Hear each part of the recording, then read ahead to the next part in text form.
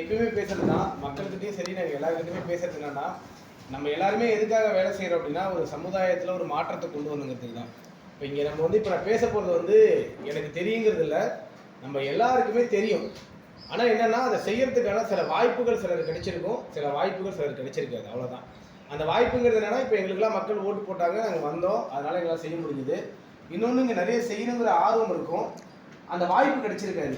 இதில் குறிப்பாக ஒரு விஷயம் நான் என்ன பார்க்குறோம் அப்படின்னா, ஒரு வாதியார் இருக்கிறார் அப்படின்னா, அவர் எப்படி பாடம் நடத்துறதுல நல்லா நடத்தலாம் அப்படிங்கிறதுக்கு நடத்த அவருக்கு அனுபவம் கிடைச்சிட்டே இருக்கும். ஒரு சமைக்கிறவர் இருக்கிறாருன்னா, அவர் சமைக்க ஆரம்பிச்சாருன்னா மறுபடியும் எப்படி நல்லா கொடுக்கலாங்கிறது வந்துட்டே இருக்கும். இப்போ இந்த விஷயம் நம்ம எப்படி பார்க்குறோம்னா, இது நமக்கு ஒரு புது தளம். நம்ம வேலை செஞ்சுட்டு இருப்போம், ஆனால் இந்த தேர்தல் நிர்வாகம் இதெல்லாம் ஒரு புது தளமாக இருக்கும்.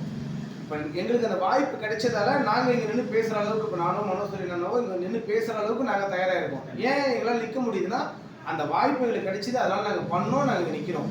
நம்ம ஏன் அங்கே இருக்கிறோம் அப்படின்னா, அதுக்கு காரணம் இன்னும் நம்ம அந்த வாய்ப்பு நமக்கு கிடைக்கல. அப்போ கிடைச்சதுன்னா நம்மளாலே வர முடியும். இதுதான் அடிப்படையாக நம்ம எப்பயுமே சொல்லக்கூடிய விஷயத்து தான் இது. குறிப்பாக இந்த ஊராட்சி நிர்வாகம்ங்கிறது என்ன அப்படின்னா, நம்ம எல்லாருமே பார்க்குற மாதிரி தண்ணி வேணும், லைட்டு வேணும், இல்லை ரோடு வேணும், இது எல்லாமே நமக்கு தேவைப்படும். நாங்கள் எப்பயுமே ஒரு விஷயத்தை குறிப்பிட்டு ரொம்ப ஆழமாக பதிவு பண்ணிகிட்டே இருப்போம். நமக்கு சுதந்திரம் பெற்று எவ்வளோ நாள் ஆயிடுச்சு? 75 வருஷம் ஆயிடுச்சு. ஆனால் 75 ஆண்டு காலம் ஆகியும் அதுக்கு முன்னாடி இன்னும் ஒரு குறிப்பாக முக்கியமான விஷயம், இந்திய அரசியலமைப்பு சட்டம் பார்த்துருப்போம். அது யாருக்காக இருக்கு? மக்களுக்காக இருக்கு. அது என்ன சொல்லுது? அந்த மக்களுக்காகங்கிறது என்ன சொல்லுது? அந்த இந்திய அரசியலமைப்பு சட்டம் எல்லாருக்கும் எல்லாம் கிடைக்கணும், எல்லாரும் எல்லாம் சமம் அப்படிங்கிறதா சொல்லுது. அதே போல உங்களுக்கு எப்ப கிடைக்குதோ அப்ப எனக்கும் கிடைக்கும். சட்டம்ங்கிறது அப்படிதான் கட்டமைக்கப்பட்டிருக்கு. ஆனா சுதந்திரம் பெற்ற 75 ஆண்டு காலத்துல இன்னமும் சில கிராமங்கள் தண்ணிக்காக மனு கொடுத்துட்டு இருக்கு, குடிக்கிற தண்ணிக்கு இன்னமும் மனு கொடுத்துட்டு இருக்கு. அப்ப இந்த அடிப்படை சிக்கல் எங்க இருக்குன்னா, அப்ப மக்கள் கிட்ட இருந்தா நம்ம பார்க்கணும். நம்ம ஏன்னா அரசாங்கம் இருக்கு, அதெல்லாம் திட்டங்கள்லாம் இருக்கு. நாங்க அனுபவத்துல பார்த்தது என்னன்னா, மக்களாகிய நாம் சரியா கேட்கலையோ. அதை எப்படி நாங்கள் ஒரு உதாரணத்தை சொல்லுவோம்னா, குழந்தைங்க எல்லாமே இப்போ நமக்கெல்லாம் குழந்தை இருக்கும், குழந்தைக்கு கை குழந்தைக்கு பசிக்குதுங்கிறது நமக்கு எப்படின்னா தெரியும்?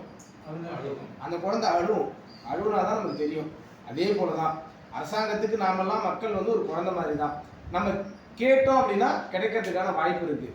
இன்னொரு கேள்வி என்ன வரும்னா, நான் கேட்டும் எனக்கு கொடுக்கல, அதுதான் நம்ம சொன்னோம், நாளைக்கு நம்ம பார்க்கலாம்னு சொன்னோம். கேட்டு ஏன் கொடுக்கல, நம்மளால ஏன் வாங்க முடியல?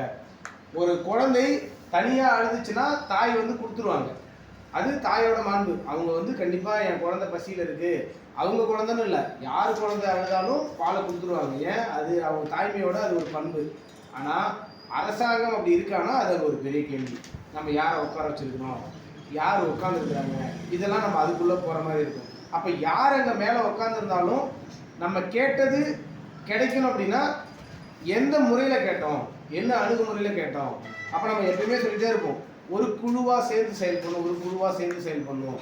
ஏன்னா இந்த இந்திய அரசியலமைப்பு சட்டமாக இருக்கட்டும், இல்லை இந்த அரசாங்கமாக இருக்கட்டும், எல்லாமே யாருக்காக உருவானது, யாருக்காக உருவாக்கப்பட்டதுன்னா இந்த மக்களுக்காக. சட்டம் இயற்றப்பட்டது மக்களுக்காக, இந்த அரசாங்கம் உருவாக்கப்பட்டிருக்கிறது மக்களுக்காக.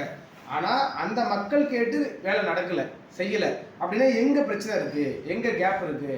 அப்போ அந்த அரசாங்கத்தையாக இருக்கட்டும், அந்த சட்டத்தையாக இருக்கட்டும், எப்படி நமக்காக மாற்றணும் அப்படின்னா அதுக்கு தான் சில வழிமுறைகள் நாங்கள் எப்படி எங்கள் பஞ்சாயத்துக்கு பண்ணிக்கிட்டோங்கிறது நாங்கள் அதை கடைசியாக நம்ம பேசுவோம். நம்ம இதில் குறிப்பாக இந்த நிர்வாகம்ங்கிறது, ஒரு ஊராட்சி மன்ற தலைவர் வந்துட்டார் அப்படின்னா அவரோட முடிஞ்சிச்சானா முடியல.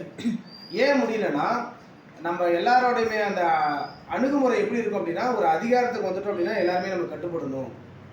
அந்த தலைமை அப்படிங்கிறது என்னன்னா, நான் ஒருத்தவங்களை ஆளுமை பண்ணணும், கட்டுப்படுத்தணுங்கிறது இல்லை, அது தலைமை இல்லை. ஏன் அது தலைமை இல்லைன்னா, நான் சொல்ற விஷயம் ஒருத்தர் எனக்கு பிடிச்சவர் இருப்பாரு, எனக்கு பிடிக்காதவர் இருப்பாரு. இந்த இடத்துல நாங்கள் என்ன எடுத்துப்போம் அப்படின்னா, நான் சொன்னா யார் கேட்பாங்கன்னு நான் பார்ப்பேன், அவங்கள்ட்ட நான் பேசுவேன். நான் சொன்னா இவர் கேட்க மாட்டாரா, அப்ப அவர் யார் சொன்னா அவர் கேட்பாரு.